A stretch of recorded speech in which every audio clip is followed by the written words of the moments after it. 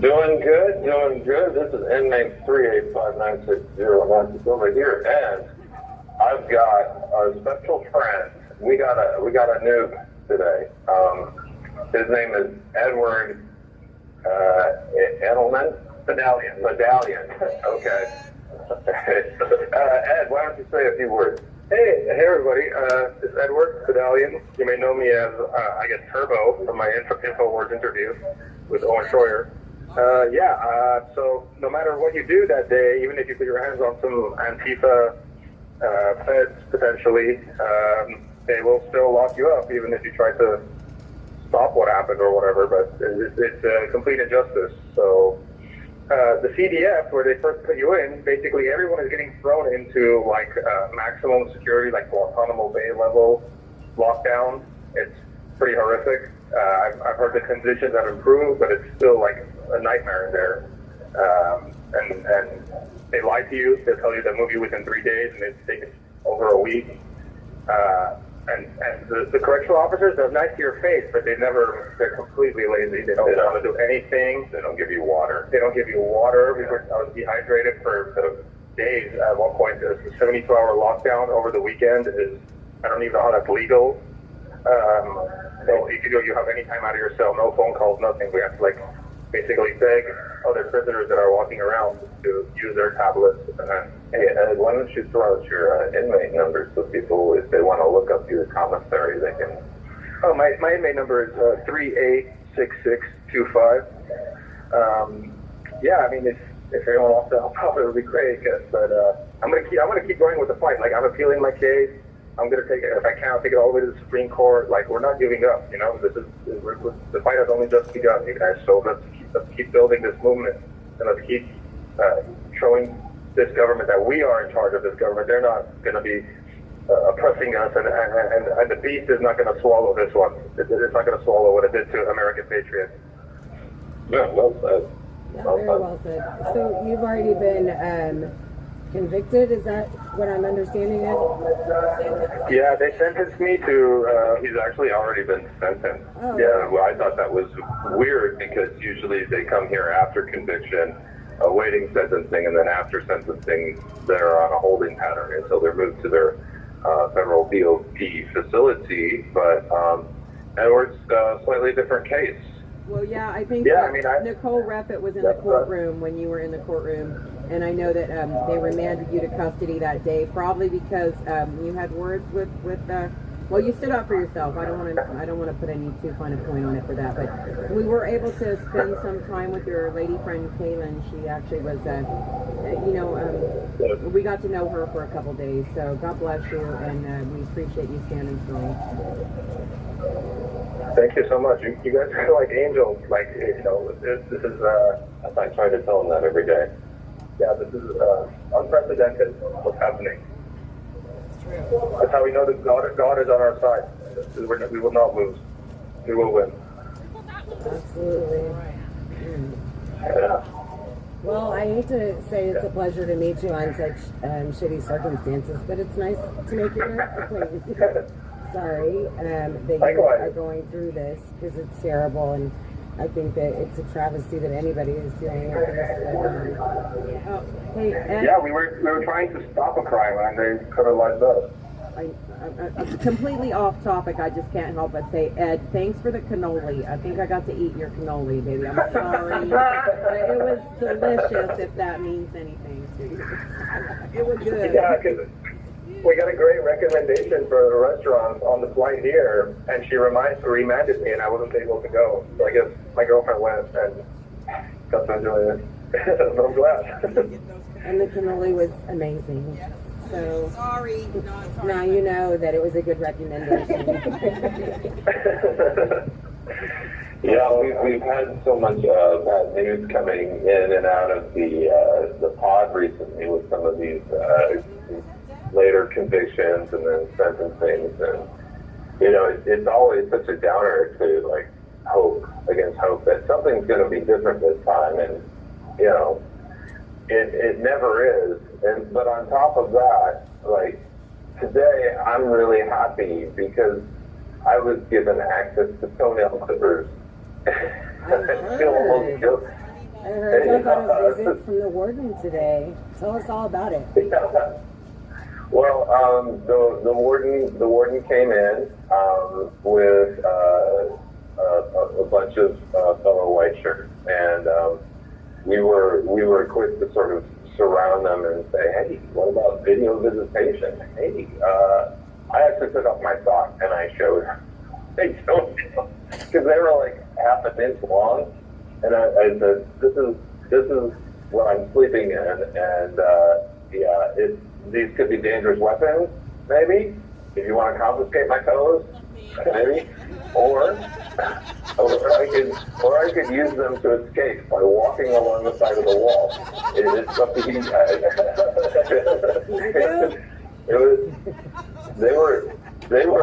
They were really long and kind of sharp looking, and I was starting to worry about like my sheep, at night.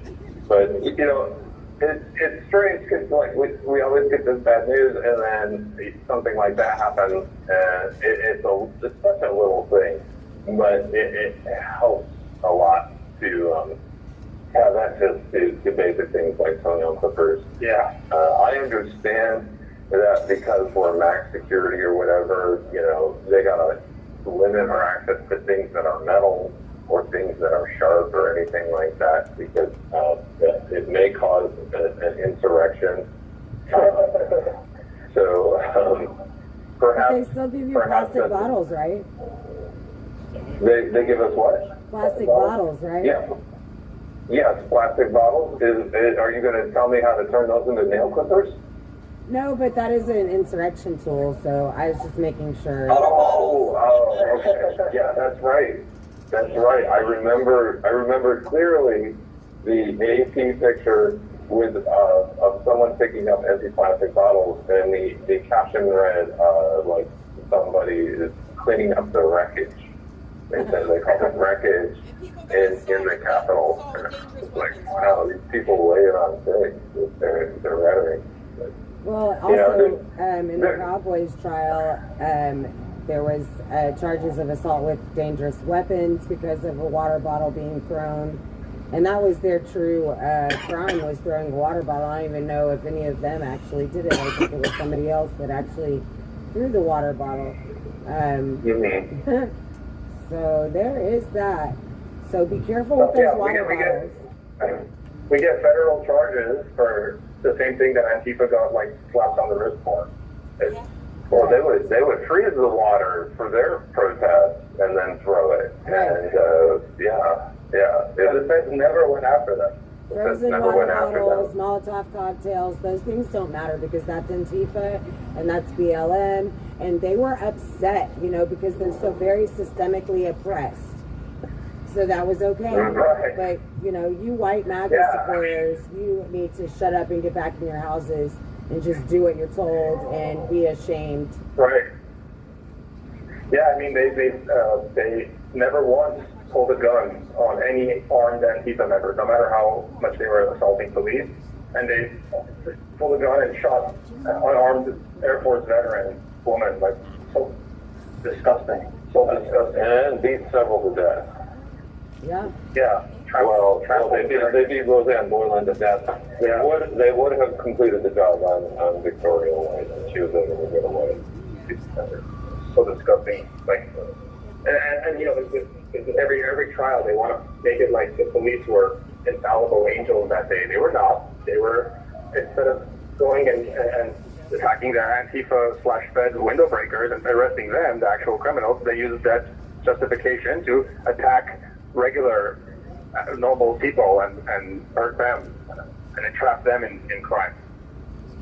Well, and and who are those window breakers? Like, have we figured that part out yet? Because I know we know some of them, but we don't know all of them, and I think that some of them are feds. Yeah.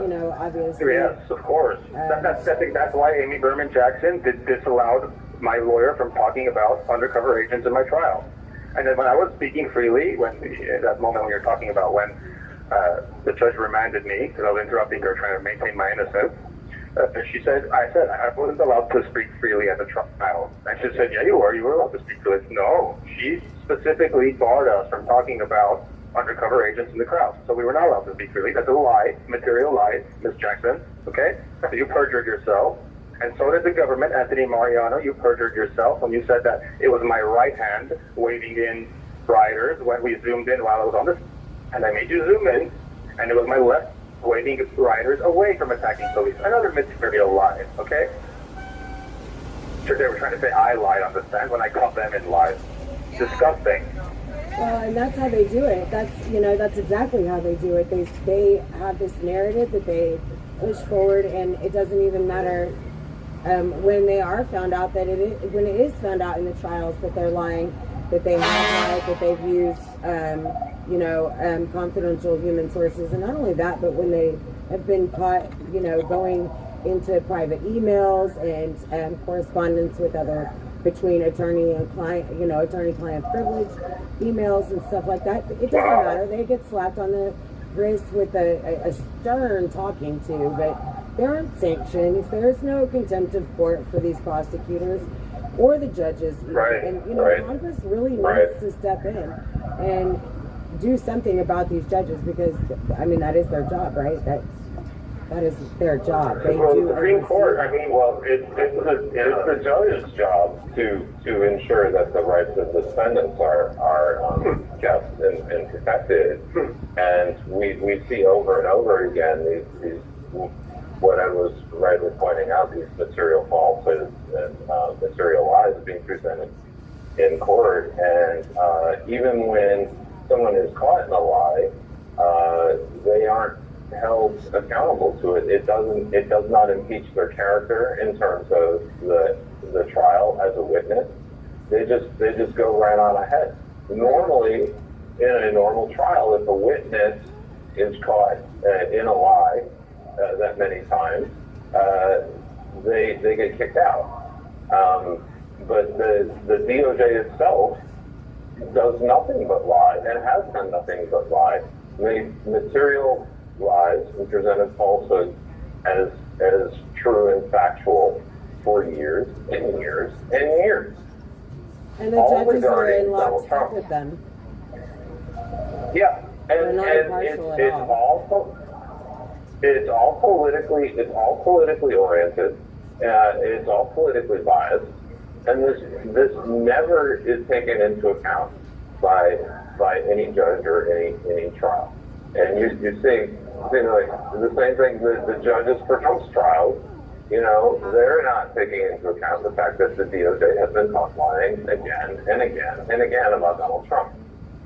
Now, normally when people are lying, right? It's the definition of railroading. When they ignore, and then just keep. You're convicted. Yeah. Sorry. Yeah, I mean, you said it was ignored. Well, what they call the Kent State Mississippi justice. I just think it's amazingly consistent of Democrats because leftists, World War II Germany, they use boxcars. Right. Leftists in 21st century America, they're using railroads. They have something for them. They love them some trains. They love the trains. They're always funding trains, and they're always railroading people. So, immigrant train caravans coming. Oh yeah, look at the immigrant. Yeah, train immigration ball. Yeah. Hey, you said you have 1 minute remaining. You said something about today. Your birthday? No? Oh, well, no. My birthday was on the 21st. Oh, on the 21st. Oh, okay. I misheard. It's on the 26th, so it was a nice birthday gift. Oh, that's so nice of the judge. Yeah. Okay. So we're gonna sign off, and we'll I guess we'll see you guys at the anthem tonight. Well, you'll hear us at the anthem tonight. Right. Yes, sir. All right, Patriots, it was good to talk to you, Ed, and always good to talk to you as well, Matt. And we will hear you at the anthem. All right, thank you guys very much. You guys are great. We love you, Patriots. Love you too. Good night. You stay strong. Consider